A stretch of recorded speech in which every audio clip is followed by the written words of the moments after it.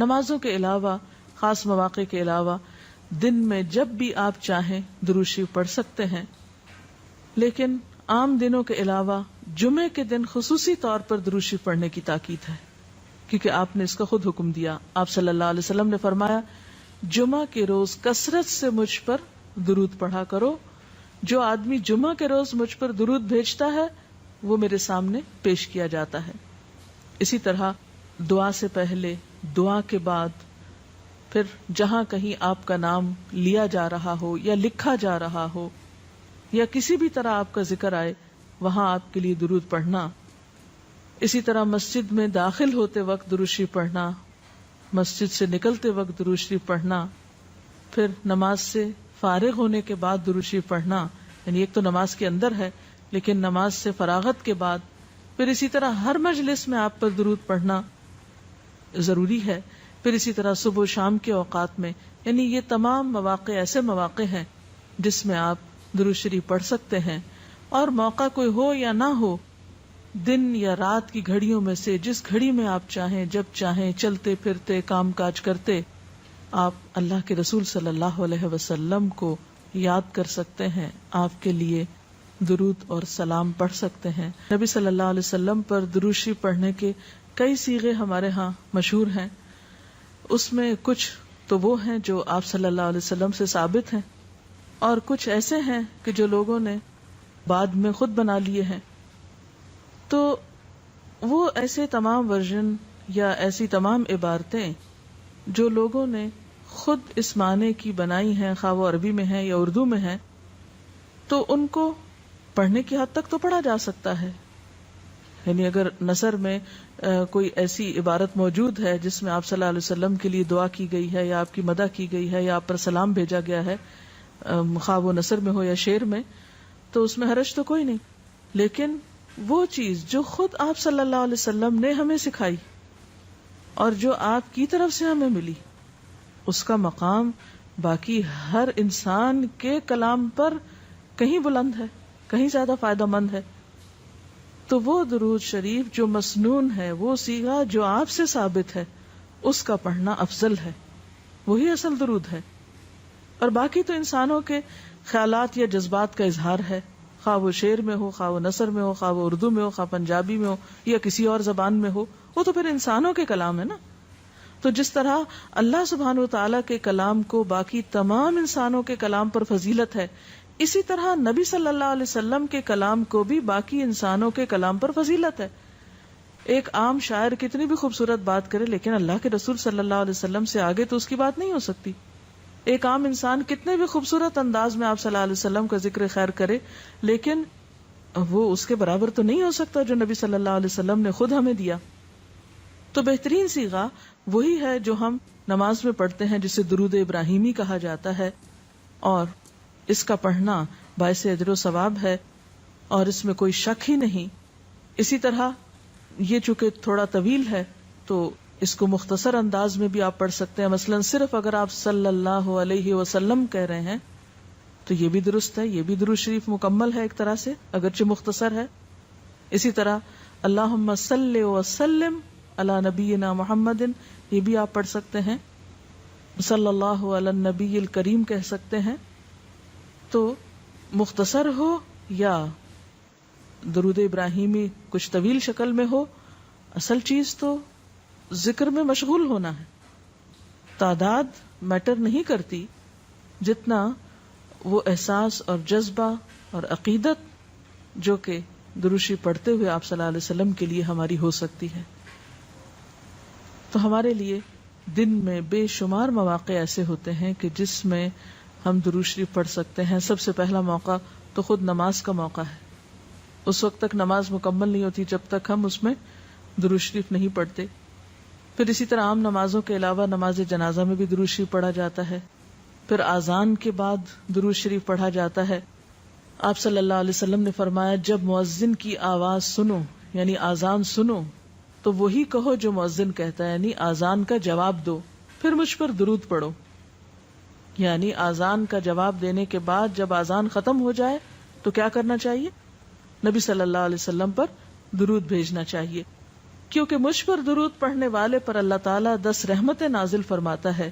اس کے بعد میرے لیے اللہ سے وسیلہ مانگو، جو جنت میں ایک مقام ہے جو جنتیوں میں سے صرف کسی ایک ہی کو ملے گا، اور مجھے امید ہے کہ وہ جنتی میں ہی ہوں گا. یعنی آپ صلی اللہ علیہ وسلم ہی کے لیے وہ مقام ہے. اور آپ نے یہ بھی فرمایا کہ من سألی اللہ الوسیلہ، جس نے اللہ سے میرے لیے وسیلہ کی دعا کی، یعنی درود شریف کے علاوہ آت محمد الوسیلۃ دعا ہم پڑھتے ہیں، یہ دعا بھی پڑھی جانی چاہیے. تو جس نے یہ دعا پڑھی اس کے لیے میری شفاعت واجب ہو جائے گی، یعنی قیامت کے دن پھر میں اس کے لیے شفاعت کروں گا. پھر یہ کہ درود شریف نہ صرف یہ کہ دنیا میں انسان کے لیے فائدے کا باعث ہے، بلکہ آخرت میں انسان کے لیے شفاعت کا ذریعہ بھی ہے. درود شریف پڑھنے والوں کو نبی صلی اللہ علیہ وسلم کی شفاعت نصیب ہوگی. آپ نے فرمایا جس نے 10 مرتبہ صبح و شام مجھ پر درود بھیجا اسے قیامت کے دن میری شفاعت حاصل ہوگی. اب یہ کہ اگر زیادہ وقت نہ بھی ملے تو 10 دفعہ درود شریف پڑھنا آخر کیا مشکل ہے، کتنی دیر لگ جائے گی، لیکن اس کا اجر و ثواب اور اس کا فائدہ کس قدر ہے. پھر اسی طرح درود شریف دعاؤں کی قبولیت کا ذریعہ بھی بنتا ہے. یعنی اگر دعا کرنے سے پہلے درود شریف پڑھا جائے اللہ تعالیٰ کی حمد و ثنا کے بعد تو اس سے دعا کی قبولیت میں اضافہ ہوتا ہے. نبی صلی اللہ علیہ وسلم کے ساتھ حضرت عبداللہ بن مسعود اور حضرت ابوبکر اور حضرت عمر تشریف فرما تھے. تو حضرت عبداللہ بن مسعود کہتے ہیں کہ میں نماز پڑھ رہا تھا، میں بیٹھا تو پہلے اللہ تعالیٰ کی حمد و ثنا کی، پھر آپ پر درود بھیجا، پھر اپنے لیے دعا کی. تو آپ نے فرمایا اللہ سے مانگو ضرور دیے جاؤ گے. یعنی جس طریقے سے تم نے دعا کی ہے کہ پہلے اللہ تعالیٰ کی حمد و ثنا کی ہے، پھر درود شریف پڑھا ہے، تو اب جو بھی تم دعا مانگو گے وہ دعا قبول ہوگی. پھر اسی طرح ہم دیکھتے ہیں کہ درود شریف نیکیوں کا دروازہ کھولتا ہے، نیکیوں میں اضافے کا ذریعہ بنتا ہے. آپ نے فرمایا جس نے مجھ پر ایک دفعہ درود بھیجا اللہ تعالیٰ اس کے نامہ اعمال میں 10 نیکیاں لکھے گا. پھر اسی طرح فرشتوں کی دعائیں آتی ہیں اس شخص کے لیے جو درود شریف پڑھتا ہے. رسول اللہ صلی اللہ علیہ وسلم نے فرمایا جب تک کوئی مسلمان مجھ پر درود بھیجتا رہتا ہے اس وقت تک فرشتے اس کے لیے دعائیں رحمت کرتے رہتے ہیں. یعنی آپ درود شریف پڑھیں تو فرشتے آپ کے لیے دعا کرنے میں لگ جاتے ہیں. اب جو چاہے کم پڑھے اور جو چاہے زیادہ پڑھے، یعنی کتنی دعائیں چاہیے اس کو. دیکھیں ہم عام طور پر کتنا کہتے ہیں دوسروں سے کہ پلیز ہمارے لیے دعا کیجئے، ہمیں دعاؤں میں یاد رکھیے. دوسروں کی ایک طرح سے منت سماجت کر رہے ہوتے ہیں، لیکن کتنا آسان طریقہ ہے فرشتوں کی دعائیں لینے کا کہ انسان درود شریف پڑھنا شروع کر دے. اور وہ شخص جو درود نہ پڑھے وہ صرف اپنے آپ ہی کو نقصان دیتا ہے. اس لیے کہ درود شریف نہ پڑھنا انسان کے بخیل ہونے کی علامت ہے. آپ صلی اللہ علیہ وسلم نے فرمایا جس کے سامنے میرا نام لیا جائے اور پھر وہ مجھ پر درود نہ پڑھے تو وہ بخیل ہے. اس سے یہ بات بھی پتہ چلتی ہے کہ اگر ہم خود درود شریف نہیں بھی پڑھ رہے لیکن اگر کوئی اور آپ کا ذکر خیر کر رہا ہے یا کوئی اور درود شریف پڑھ رہا ہے اور اگر وہ بلند آواز میں پڑھ رہا ہے تو ہمیں بھی آپ کا نام سنتے ہی دل میں درود شریف پڑھنا ہوگا. یہ بھی آپ کے ادب میں سے ایک ہے. اور قیامت کے دن اس شخص کے لیے جو درود نہ پڑھے، درود کا نہ پڑھنا حسرتوں کا باعث ہوگا.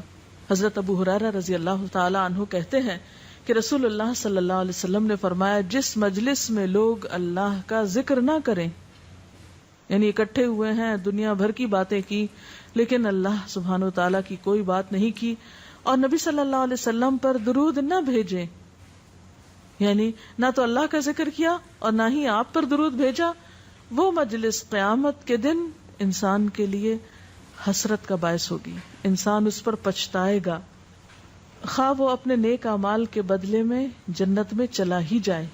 یعنی ایک شخص جنت میں بھی پہنچ گیا لیکن اس کو ایسی مجلسوں پر حسرت ضرور ہوگی جس میں اس نے اللہ کا ذکر اور رسول اللہ صلی اللہ علیہ وسلم پر درود نہ بھیجا ہوگا. اور اگر دیکھا جائے تو انسان کے اعمال میں ایسی کوتاہی اور غفلت بسا اوقات جنت سے محرومی کا سبب بھی بن جاتی ہے. آپ صلی اللہ علیہ وسلم نے فرمایا جو مجھ پر درود پڑھنا بھول گیا اس نے جنت کا رستہ کھو دیا. یعنی جس نے اتنی غفلت برتی کہ کبھی آپ کا ذکر ہی نہیں کیا اور کبھی آپ کے لیے دعا ہی نہیں کی اور کبھی آپ کے لیے درود ہی نہیں پڑھا, تو اس نے اپنے لیے کیا کمایا؟ ان اللہ وملائکتہ یصلون علی النبی یا ایھا الذین آمنوا صلوا علیہ وسلموا تسلیما, کہ اللہ اور اس کے فرشتے نبی صلی اللہ علیہ وسلم پر درود بھیجتے ہیں. اے لوگو جو ایمان لائے ہو, تم بھی ان پر درود و سلام بھیجو. تو رسول اللہ صلی اللہ علیہ وسلم کے ذکر کا, آپ کی یاد کا بہترین طریقہ آپ پر درود بھیجنا ہے, آپ کے لیے دعائے رحمت کرنا ہے.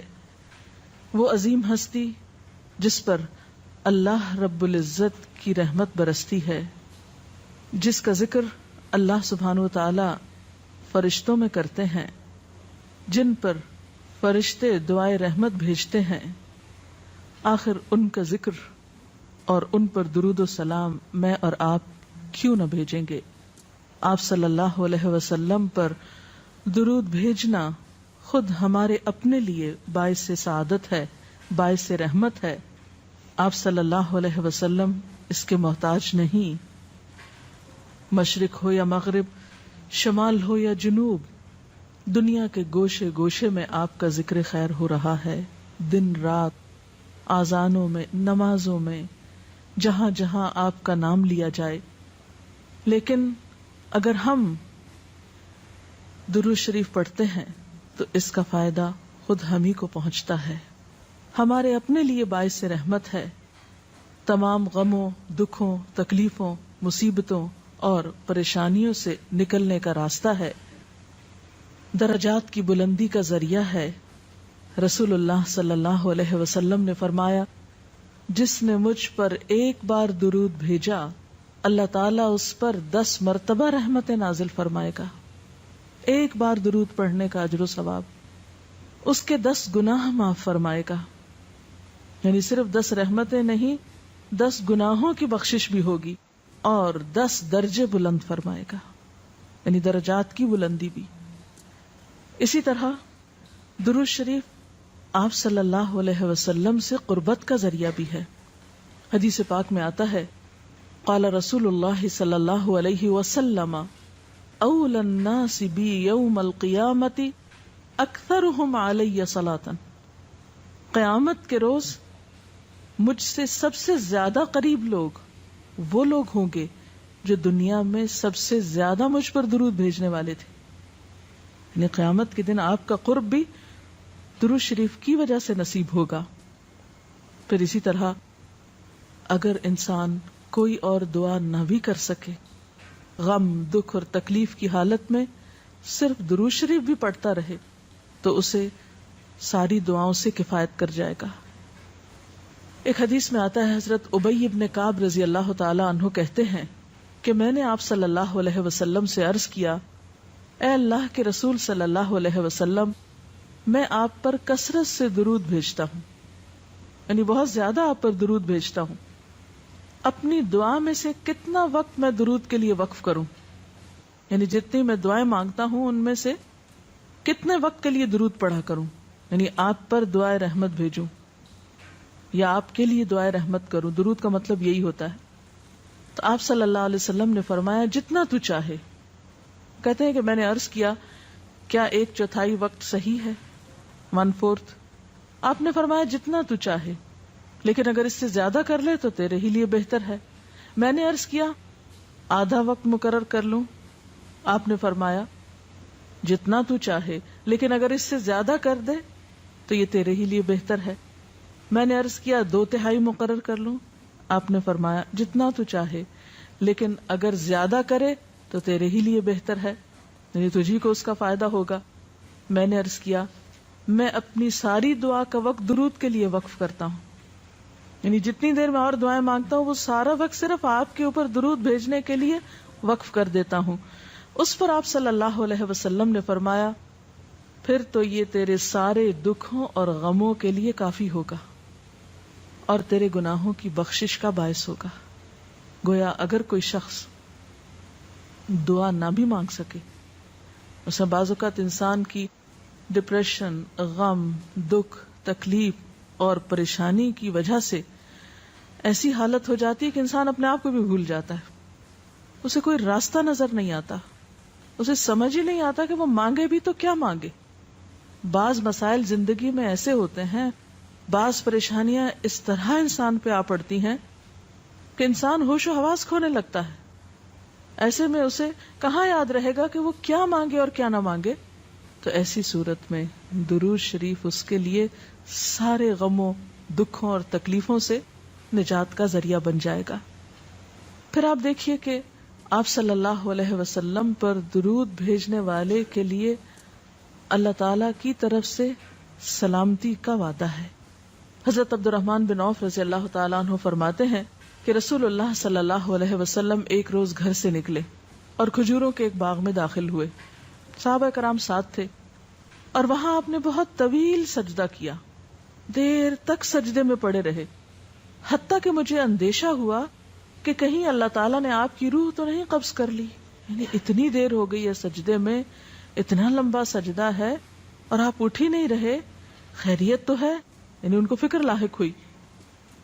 تو حضرت عبد الرحمن بن عوف کہتے ہیں کہ میں رسول اللہ صلی اللہ علیہ وسلم کی طرف دیکھ ہی رہا تھا کہ آپ نے سر اٹھایا، یعنی جب میری فکر سے یہ حالت تھی تو آپ نے سر اٹھا دیا اور فرمایا کیا بات ہے، کیوں پریشان ہو؟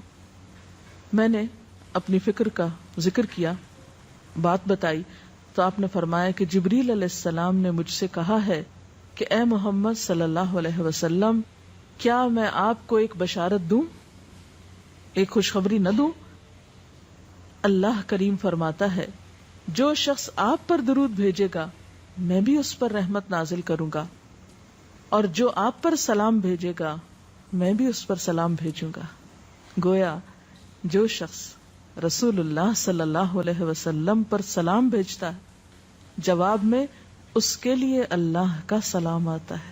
اس سے بڑھ کر انسان کے لیے سعادت اور خوش قسمتی کی اور کیا بات ہو سکتی ہے۔ اللہ تعالی ہمیں ان لوگوں میں شامل کرے جو کثرت سے آپ پر درود بھیجتے ہیں۔